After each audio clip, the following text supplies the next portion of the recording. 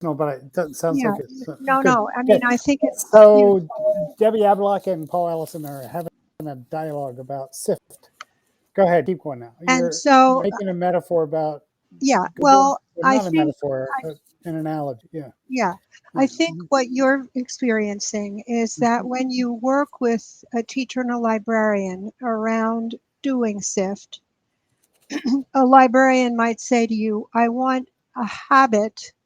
I want to create a habit in the kids that they say SIFT, and they do those things Mhm. so that they can um, And it's sort of not replacing crap or whatever other thing they had. Right. Yeah. exactly. Right. It's much more a checklist. It's much Mhm. more a reliance on the this is good. I am going to come out of this if I do this, thinking a little bit slower, but nonetheless quickly making a judgment about the source. And the teacher would just like the kids to do this lateral. Um, what the teacher is looking for is for the kids to find gossip, whether it's Wikipedia saying this publication is a right wing or a left wing or um, a birther or whatever label Mhm. that Wikipedia puts on a lot of publications, um, and or get a quick sense the way perhaps an adult would who's already deep into a subject. An adult looks at another article after looking at 20 and says, oh, this is clearly repetitious of stuff I already have. Or I can see from this that this is not directly related to what I'm really working on, what my real focus is. So adults who have background in a topic can do that quickly. Um, she's trying to replace that background knowledge with a kind of gossip from the internet kind of thing. Who's Mhm. talking about this site? What are they saying? What's my chances that this is a good author? Quickly, so that kids don't spend a lot of time, which they do, gathering material that's irrelevant, not authoritative, all the things that we know. Mhm. When I first started teaching Google, and this was really early on when Google was not always accurate, Mhm. it wasn't that you could even rely on the first three things to be on topic. Somebody who worked at Google, who was doing teacher ed, said to me, you know, when I don't know anything about anything, I will often just put a word in and see what comes back, because sometimes it's easier to look at some things and say, oh, this word isn't bringing up what I want, or they keep using other words in tandem with this. So to milk whatever results you initially get to refine what you're doing. And I think Mhm. that applies with SIFT. Mhm. There's nothing really wrong with kids doing that quick and dirty thing, coming up with sort of a this doesn't seem to be, I can't even read this source. When I actually try to read it, it's way too hard for me. Or Wikipedia says that this source is an academic scholarly article, or a journal rather. Um, Mhm. I don't need scholarly journals. My assignment requires me to find a magazine article and a TikTok video. So what the teacher is saying is that the kid has a kind of mental assignment, even if there's no physical assignment, of what's the parameters of what I need. Throw stuff in front of the kid and have the kid say yes, no, based on an explanation of whatever as a first step, and then say, well, this one is harder to peg. Let's see what we can, in other words, build on the results, which initially may be really bad or not Mhm. even relevant, but the kid is seeing that this is an iterative process. And I think that was what we were doing with Google. I would have kids always, what's your topic? Cat. Okay, let's type cat in. Oh my goodness, 5,003 million results. We can't we can't ever look through all those. What other word do you want to put in? So it's really a coached session around what I get back, what can I do with what I got back? So Anna, yeah, let me just and just this is just Anna was adding two other distinctions which she thought were important. Yeah. One is that she feels like SIFT gets really slowed down when it's looking at the source itself and trying to decide if it's valid, as opposed to taking a claim in the source and checking the claim out, right? Okay, I have to unpack that one because I don't really understand. So Is she it's saying her notion that you could have a source that's not very reliable make a very valid claim that's useful in your research, right? so maybe a contrarian source, for example? There isn't any climate Let's say change. it's from TikTok and it's not really reliable. It's just Well, somebody's opinion. there are scholars that use TikTok. I know, but let's say it's just some guy on TikTok. All right, so it's But some he says guy. something that's true. Uh-huh. Can I use that claim? Can I check that claim? So she's thinking that SIFT could be something where you can go check a claim and see if there are 5 other sources that support that idea. But it might start with the source that doesn't matter. Well, So that's are cool. you checking the source or are you checking the claim was her question. Yeah. Right. So that's what's called, I think chaining is one of the things, where you take a source that you think may have some stuff that's important and you follow it out wherever it takes you and look at what's in the source. And that is another move, right? That's another way of approaching things. Generally, you want to start with a source that you know has material on your topic and is more reliable, because when you chain out, you go to crazy places if the source is really a nutcase source of some sort. But on the other hand, assuming that the student can't really figure out authority. I mean, I think it's hard to figure out authority anyway. But say the student is intrigued, is curious by something in a TikTok source. I think that's a really good move to say, I'm curious about this. I think it might be true, but I'm not sure. I think it's a really good idea if I try to find out, and then do the whole SIFT thing all over again. Looking at, when people start talking about claims, I think kids' eyes roll. But if you say, if there's something intriguing or something that you're curious about related to your topic, that's good enough, really. It's not, when you're talking about TikTok, academics may mention the word claim, but not the real world. The real world is saying, I didn't realize a third of X is going to be how many people believe in or have guns or whatever the statistic is. How can I see if there's more truth to this than I think, or if it's true? It's great to say, is it true? To push back against the source, no matter what kind of a source it is. It's part of the nuance of this. And then, so the other distinction she makes is that, is that between like media that is coming at kids, and she'd love for them to be using SIFT to analyze that, right? As opposed to media that's coming being pushed out in various ways to them, yeah.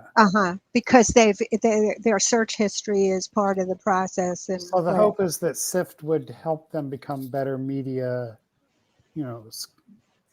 more thoughtful, have have better literacy around what's coming at them. Yeah, and that's but why? But the way we teach SIFT is on articles that they're gathering, right? Which is a different matter, right? Yeah. So she wants to see them doing it in both places, and she's not convinced. And I think it's a good question, how do you get it to leap over that to their own practice, right? So, In their lives. Yeah. yeah. So if I was assigning something related to that, I would say I had found a really, really good, not scholarly, but a good article from a reliable online source like The Conversation or whatever, something that was fairly decent. And I wanted to see what the gossip of social media was doing with that. Maybe I was curious about what the person on social media I go to who always talks about science or something. And I got an article for, in other words, so I would say the secret would be for the student to look at their own social media and hypothesize, where would I find information like this on social media, even if it hadn't been pushed to me, right? But I know that landscape and it's pushed to someone. Let me see what I can find. Or maybe you say, I've done this with kids, you have a magazine article, find a social media piece that is discussing this same thing. Go look for it and compare the tone, the language, the approach, who's part of that constellation. I believe there are even ways that you can take someone who's a social media influencer, and there are ways to find out, where use that person as the center, and who listens to that person, who talks to that person. You can do it with LinkedIn, right? You can see who follows that person, so there are ways to then treat that as the center and either chain out or do a SIFT on something from that. But those kinds of nuances, I don't know that you build into AI. I think what AI says is, are you wondering how social media treats this issue? Or have you ever noticed that this issue is on some social media platform? I don't know if you deliberately want them to look. Right. So I found two places where we've done some testing, and we can look at what we've built. Let's see. I'd love to built a see. couple different things.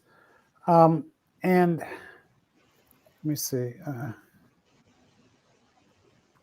So I just over there on the floor, but I'll just share my screen here. Thank you. I'm getting it set up. And let's go back. So not that one. Would be good if the kid could think out loud while the kid is searching, and AI could pick up that. Wouldn't it? The kid says, well, first I'm going to do this, and I don't know, but yeah, yes, and I'm nervous about privacy issues on that. Of course. Yeah. Okay. So this is actually a good article for testing for me, and by that I mean it's I've read it several times now, played with it with various SIFT tools and so forth, and still it's provocative. Let's put it that way. And you'll see why, maybe. And I don't need to go into a lot of detail, but what I found out about these folks, Bill Tomlinson has written a book. I'm jumping into where we got to, but where I got to.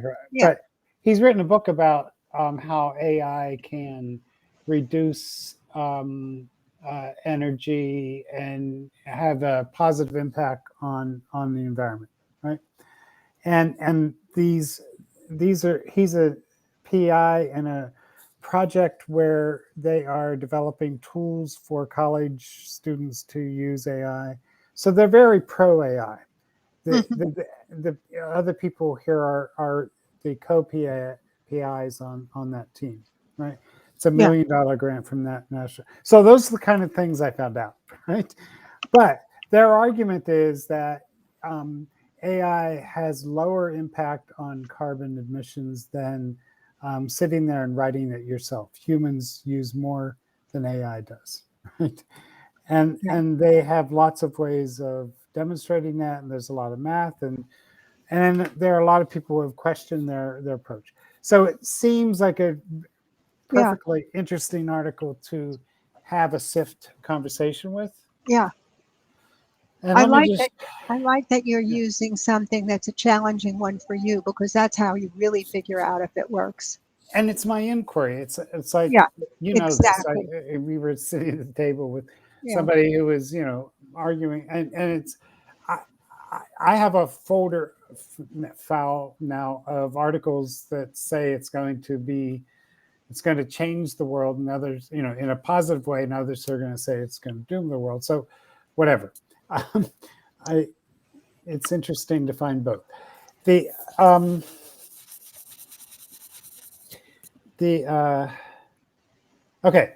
let me try to focus in a little bit. And this was done back in May, and it was right after we talked to Mike Caulfield, and he released his GPT,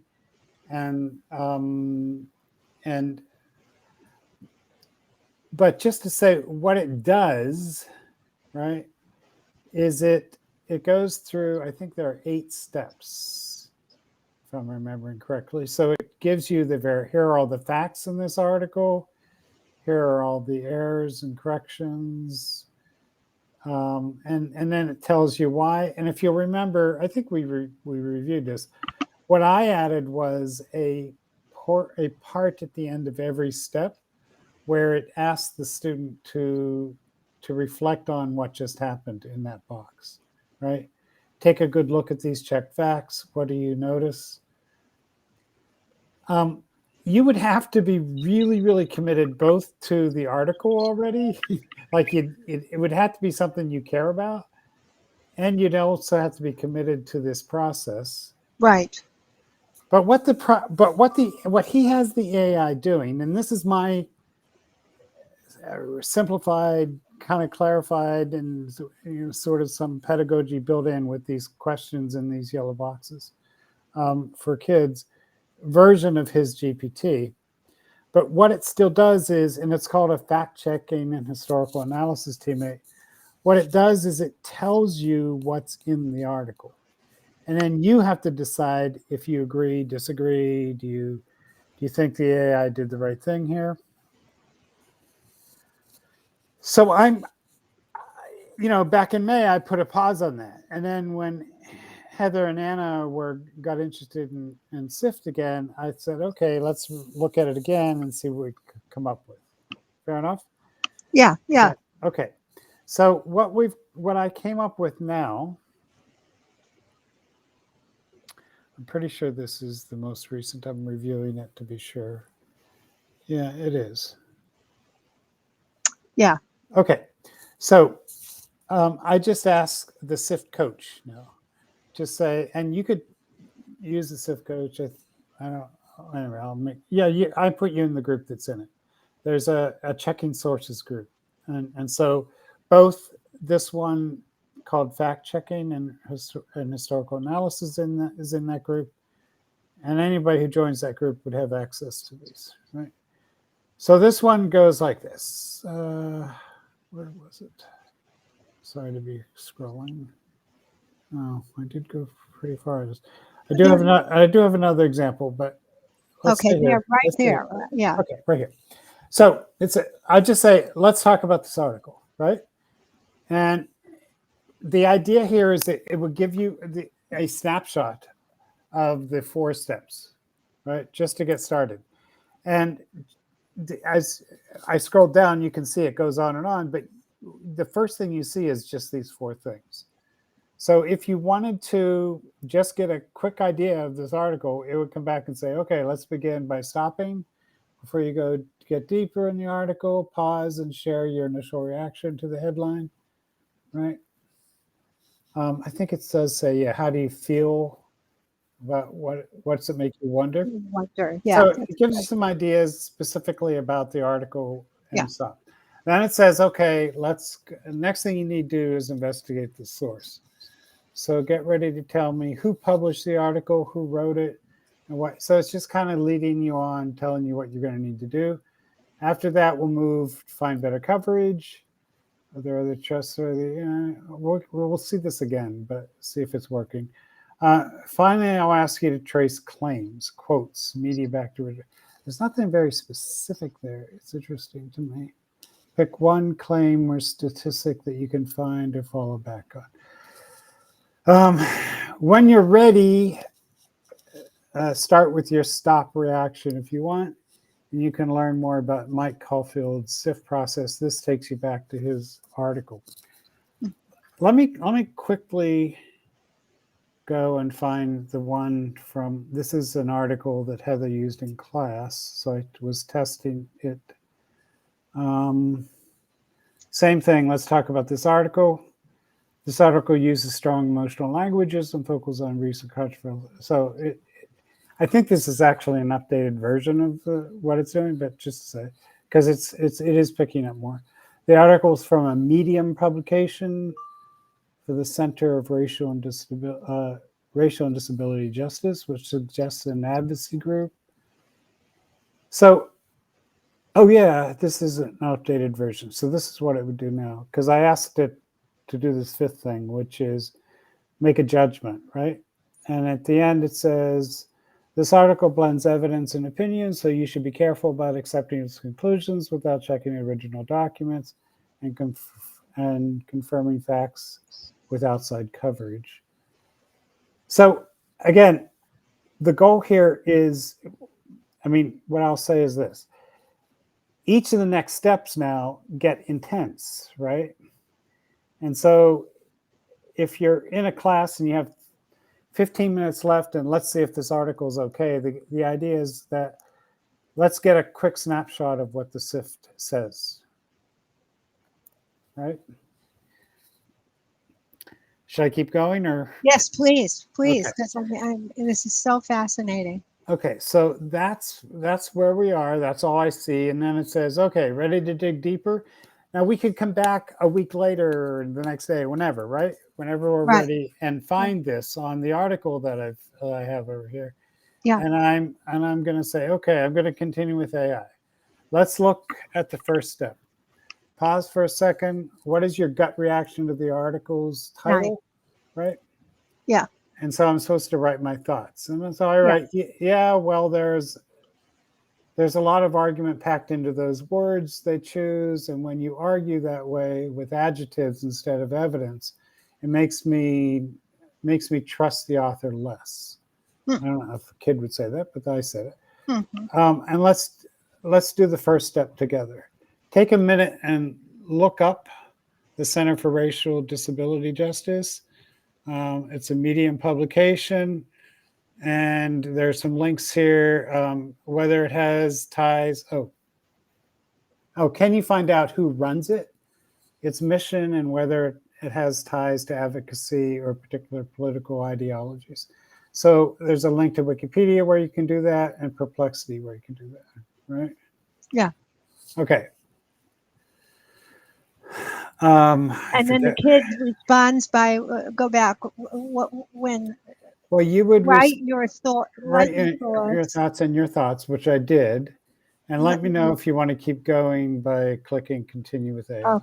Okay. So I'm impressed with their mission, but they probably wouldn't be thought too highly of by Trump or the MAGA movement, right? And so that's fair. So I just copied stuff. This is, I can tell it's from Perplexity, that defines who they are, right? Looks like that's all the way I went. It's okay. So I trust I trust them. Let's keep moving, right?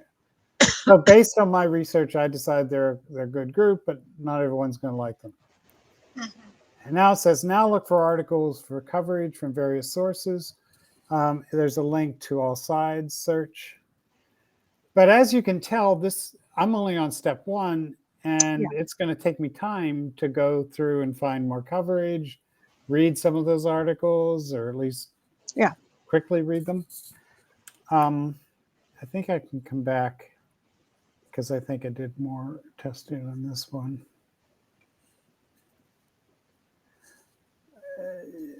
Yeah. But if you want to, let me see.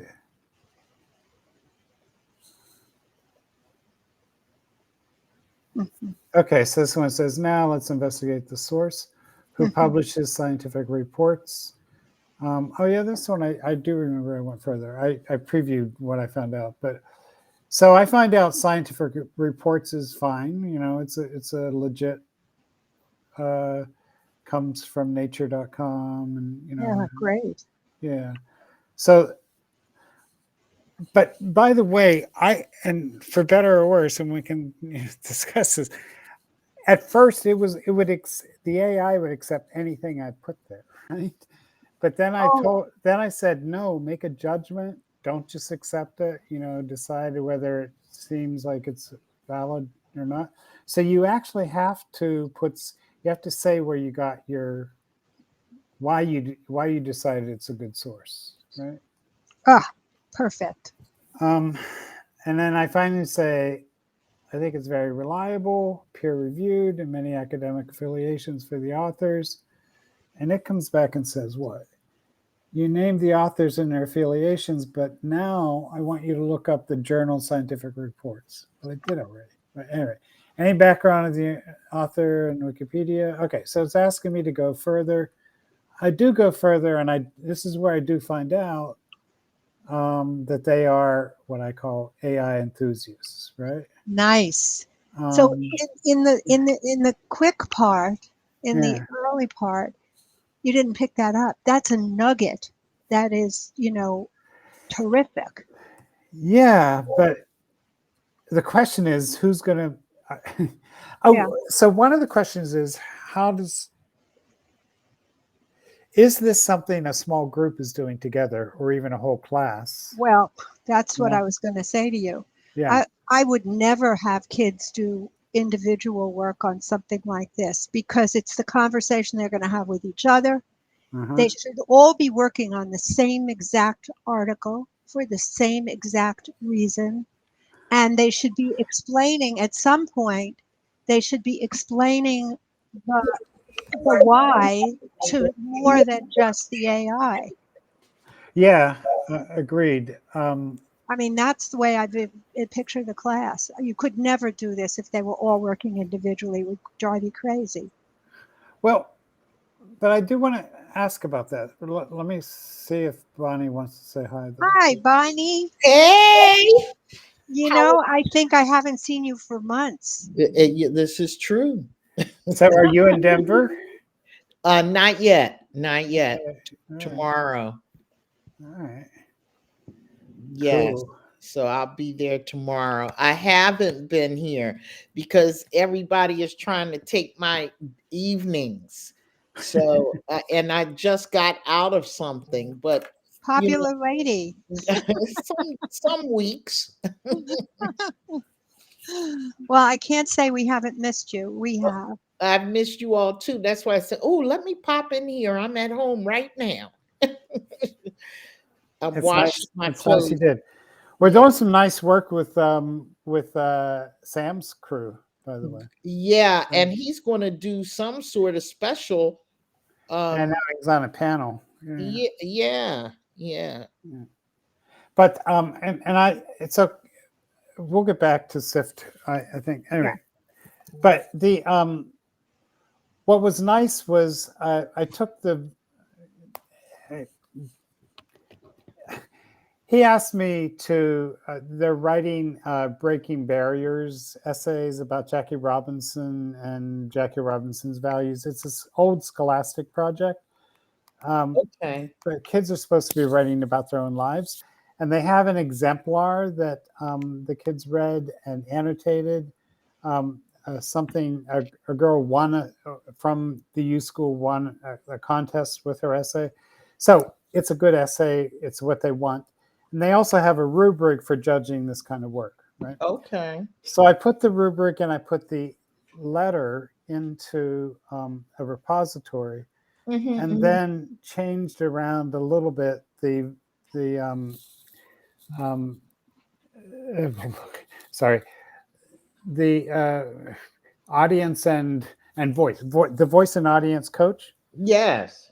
And it's giving them really good feedback. It's saying things. So they go in and they say, well, what do you think of my thesis? And the AI says, well, according to this exemplar that I'm looking at, your thesis is good, but I think it could also do this.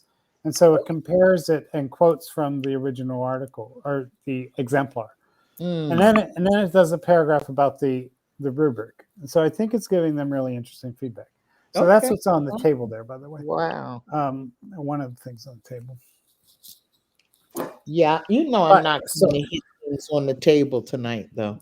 No, Yeah, okay. I just came to be that? nosy. I would love to take Up there under social writing. Okay. If you double click on the one on the first. Okay. Yeah, you can see this student. Here, I'll share screen. Be quiet. Yeah, Now. Is that it? Yeah. So I see football. Yeah. Yeah. So this student has really just started, right? Okay. And I did block his last name. Good. Yes. And let me move this over a little bit. Yeah. So it comes. Student just says, how did I do on my hook and my thesis statement, right? So it just repeats it first, right? Yeah. And then it says, for your question, yeah. So give feedback on what you think about this. I think it's good on first. It repeats the student's question in a way that it's understanding the question, so that even the student can see his question again, and that the partner says, I'm like, I could hear the partner saying, I'm asking this so I can stay focused on what you're asking me to do. Right, sure. So, which is good because, no one is staying focused too much nowadays, especially these young people. There's so much going on around them. So to clarify, but are you saying that the number one hook, how are you grabbing my attention? Is that the repeat? No, it's up here. No, you're asking. Once the student puts the question in, the partner repeated the question before it even responded, which is a good thing. And even I think that's a good thing because sometimes we can't even hear the questions that we're asking. We don't even know the question that we're asking. Yeah. Well, or we may not have said it in a way that we want to say it. Right. We haven't said it in a correct way to get what we want out of it, which is good. And that's the trick to AI too.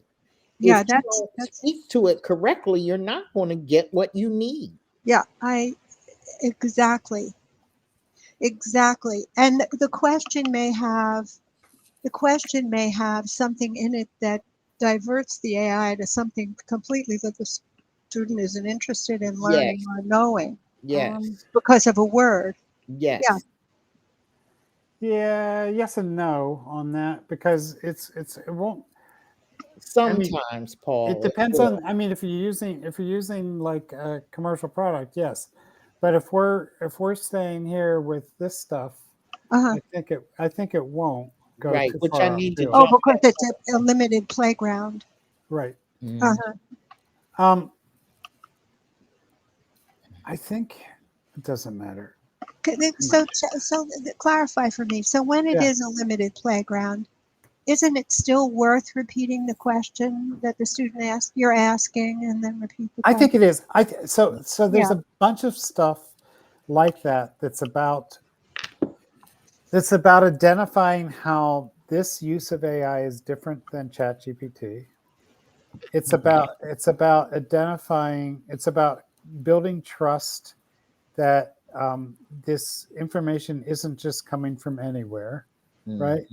So Yeah. you'll see in this paragraph here, it says that's a powerful personal situation. It definitely has hook potential because you're talking about something specific, emotional, and easy to picture. You did what the U-School rubric. I love that. You can actually click on that and I find love it. I can find the tell you can rubric. click on it. Yeah, I Right. love Well, you that, can't on Paul. this image, but yeah. Right. It does. Right. So establishing, and teachers need to do this constantly too with them, but I also think we need to design. You can also click and find when it quotes from the what's her name? Jealous. Yes. Jealous. Yes. When it quotes from her essay, you can click on that and find it too. So it says, if we compare your hook to the one in our Jealous's Breaking Bad essay, you can see that our Jealous starts with a big quote and then quickly talks about the challenges and community. So it is so specific and targeted to the student's need and environment and context. Yeah. Right. So if you went to ChatGPT and put the football paragraph in, it would give you feedback from anywhere, right? Right. But students who have, and most students have now, right, who have used these tools need to understand that we're doing something different here, right? We're comparing your writing that's there on the left side with this document, these two documents, the letter and the rubric, and that's where the information is coming back to you, right? So I think that you can call it a controlled playground or whatever, but I think it develops trust because yes, kids, I think you want kids. I mean, it's a weird thing to say, but it is because, Paul, yeah, do you really want them to trust AI? I want them to trust our AI because we can identify why to trust. You trust it because it's getting its information from these documents and not from Reddit, right? And I think we can say that directly to kids. Yes. And it would make sense. But then, they transfer those what? They transfer that stuff to other media and medium. Right. So then I think you can say if you're using another AI tool and it's not showing you where its information is coming from, don't trust it. Then I think we can say that. Right? Paul, these children have selective hearing. No. I think the idea that the response is so specific to the kid's real need. The kid will see in a shot. They should look at some generic one and compare see the difference because it will be obvious. Right. Because the language is different, because the references are there, the actual support. But that would be teacher led, though. Yes.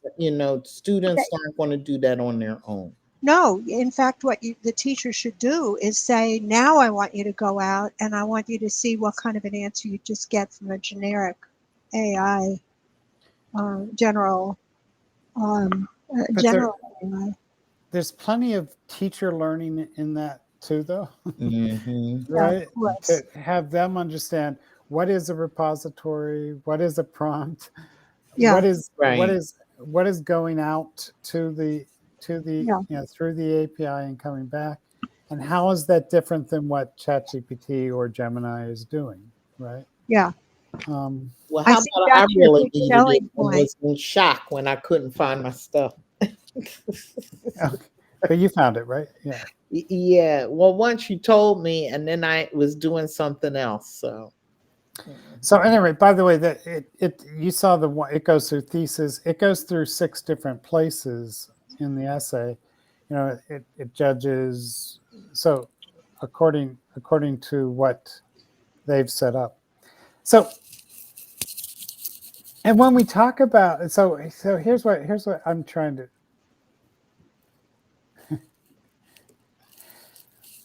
We are in a very different place with kids and with teachers too, because they have this experience with the commercial products, and they either like groove on it and love it because it's doing all the work for them, or they distrust it because it's like, you know, it's for good reasons, and whatever else I've heard.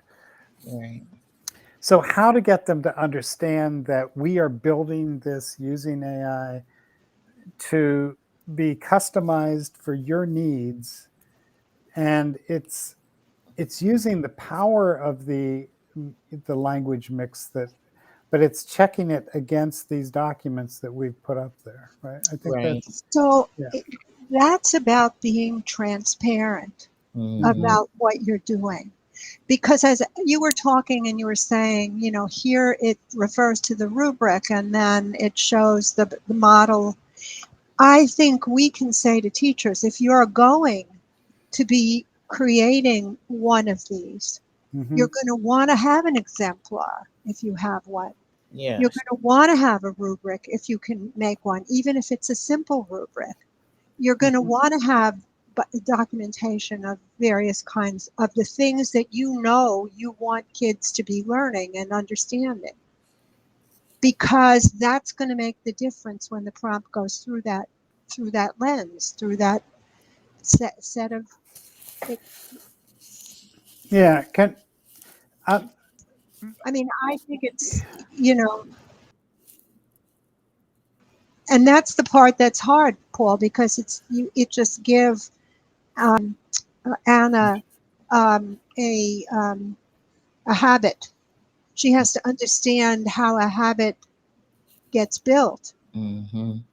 You know, this librarian wants kids to become habitual about their use of a technique of lateral reading, and she doesn't realize that doesn't come just from going through the letters of the routine.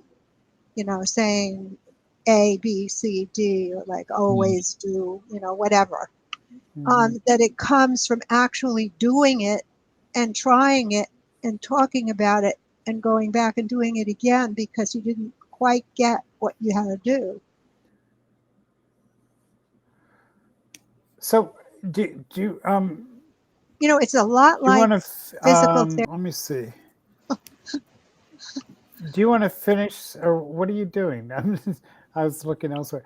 Do you want? Should we finish? We're not finish, but think about what we're doing with the SIFT. I would love to get. Yeah, what's next with this? Why don't we come back just for 5 minutes, right? And look where we were when Bonnee came in, if you don't mind, Bonnee. No, go ahead. Yeah. Bonnee, we could also just do it next week if you want to come back again. Well, next week is before Thanksgiving. Oh my goodness, I'd forgotten. Yeah. Are you going to host Paul next Wednesday night? I don't think so. Okay. I think he's going to be shopping for turkey. I think that's a little beyond. By the way, oh no. Okay, here it is. So we could go here. Let me recap, and then I'll go through the whole thing more quickly then. But so we did put in a snapshot. So there's a snapshot that gives you ideas for what you're going to do. You're going to stop. You're going to You're going to investigate the source. You're going to look for other coverage. That's the lateral reading part, I think. And then you're going to trace some claims, at least one claim. So then it leads you through that, and you have to actually do it. What I think what you were saying is that we want to do this together. I just want to say back to that though. Yes, and I think it has to be done together until we understand what it is. But then, yes, when kids are off on their own inquiries, it'd be wonderful if they were transfer. able to do this, right? Yeah, but On their own. you know, it's through the initial conversation and, oh, I didn't understand it that way, and blah blah blah, that you get confident enough to, ice skate without somebody holding your hand. So I just want to show you in investigating the authors, this is where I Yeah. found that they have a $900,000 AI enhanced personalization for large scale university, right? They have a large grant, right? These are the authors of this article that is arguing that AI is You've got rhetorical analysis of the life of Frederick Douglass showing. Oh, I Yeah. do. Sorry. How did I do that? That was scary. Frederick Douglass got a grant. What? Yes, yes, yes. That's why I was looking. I'm like, okay, are my eyeglasses working? No. He's the ghost returned. Here it is. All right. That's interesting stuff too, but we'll get back to that. Okay. Okay. Here's where I was. So I copied this from one of the articles. I went in and investigated. I found, what are these people doing? And I found what their project is, right? So Yeah. then I start making a conclusion. You know what? Fair enough. I see where the author's bias is and how it might be an important thing for them to promote, given the grant they're working under. But wow, this is an impressive piece of work. I wish I had that project in my portfolio. Blah, blah, blah. And I see their bias, but I think they have the expertise and peer-reviewed reputations to make the claim. So it's like, when you're doing SIFT, you don't necessarily come up with yes and no answers, right? Of course not. And exactly. so I say, okay, I get their bias, but it's also in a peer-reviewed journle. So yes, we call it bias. What it is really is a claim, a hypothesis that they are proving, and even in scientific proof, there are always parts of it that are questionable. An author will say at the end of a research paper, I think the next step is to figure out if we change this a little, if it still holds true. I mean, these are always conditional findings. I think the same is true of SIFT. You say, look, if you're writing a paper where you have to find evidence for and against a topic, sometimes the for or the against is going to be not necessarily as reliable. And reliable is based on the evidence that you pull. So the other side of the coin of that, this is a pretty intense process to have to go look everything up, to copy here, right? The other side of that is that I'm thinking about this issue now that I hadn't been doing before, right? And so, you know what I mean? So I think if you go through the process, it becomes part of your inquiry too. And the other thing I thought of when we were talking about groups and whether it should be done in groups, is, you can also divide the work. You can say, I want the first group to look at the author's credentials. I want the second group to look at the validity, where the publication, something about the publication. I want the third group to look at the date, and see if it's current enough, or if currency matters. There are a lot of criteria that you could have kids look at. It wouldn't necessarily, SIFT doesn't really say look at the date, does it?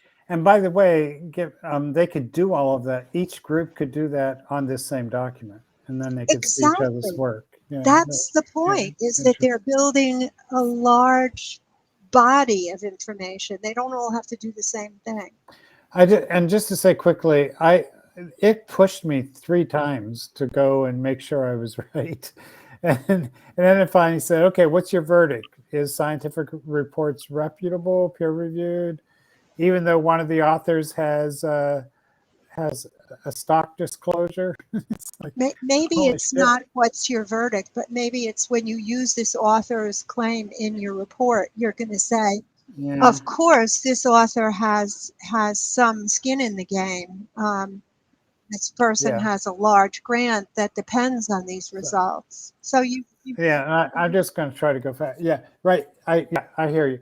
I just answered. I think we're good. Just leave me alone. Like, I was tired by that. But it comes back and says, okay, now the next job is to find, and there's a link to all sides search. And maybe there could be other links there too. We can think about that. But and so I did find other people who are talking about this article, right? And put that information in. Wow. Right. Like I said, it gets intense. So let's talk about. Then it takes a claim, and you push into that claim, and after all of that, you finally come up with, okay, I'm going to use it.